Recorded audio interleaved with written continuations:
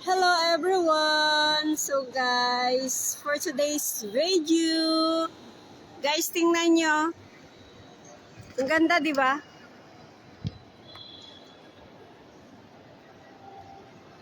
Look guys, hindi ma-zoom.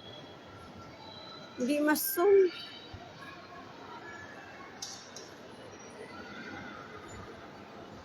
Ito yung guys ang hindi naman pinakaluma na mall dito sa Dubai. Kasi mayroon pa namang mga ibang mall na mas luma pa kaysa dito.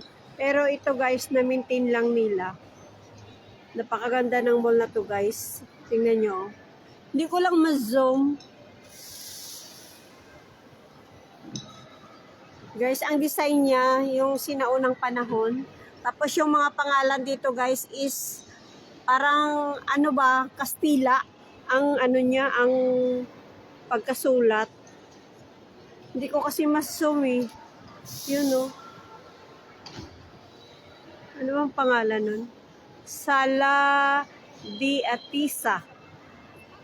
Ang resto dapat, paano ba mag-pronounce? Ang restaurante, 'di ba? Parang Portugal 'yun eh. Yung dapat restaurant, 'di ba? Ang pagkasulat nila restaurante. Tapos yung isa Kapos station. Tama ba? Hindi ko makita masyado. Kapos station.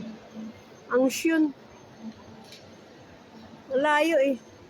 So, yun guys. Tapos sa kabilang side, hindi ko makita, malayo eh. Tingnan nyo oh. Parang mga bintana siya pero hindi yan siya bintana na parang design lang nila. Yung sinaunang panahon. Ito guys. So, akala mo bahay eh. Oh. Yun o. Yan. Di ba ang ganda? Ito yun guys ang entrance oh.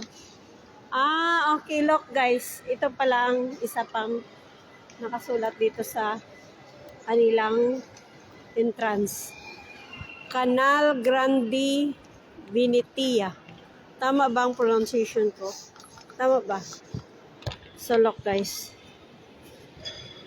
Diba ang ganda? Yan guys ang sinaunang panahon na guys ng Dubai.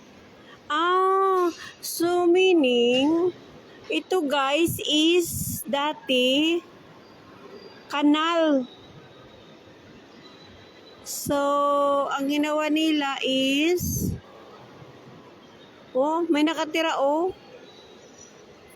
Dati pala itong kanal. Canal Grande. So, ginawa nilang mall.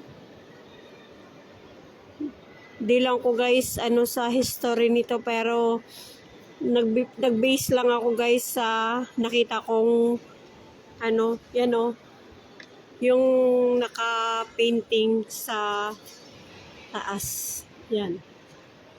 Ang ganda ng mall nito guys. Mostly ang mga dito, guys, ang pumupunta dito is mga lokal. So, bumili ako guys ng ito lang.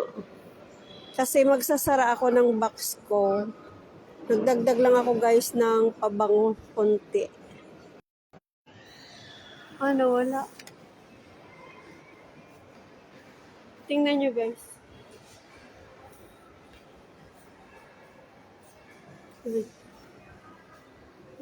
Ganito yung dito.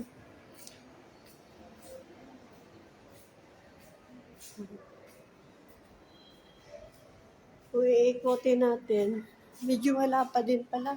Second floor to eh. Pang bata oh. Yun guys oh. Pang sports.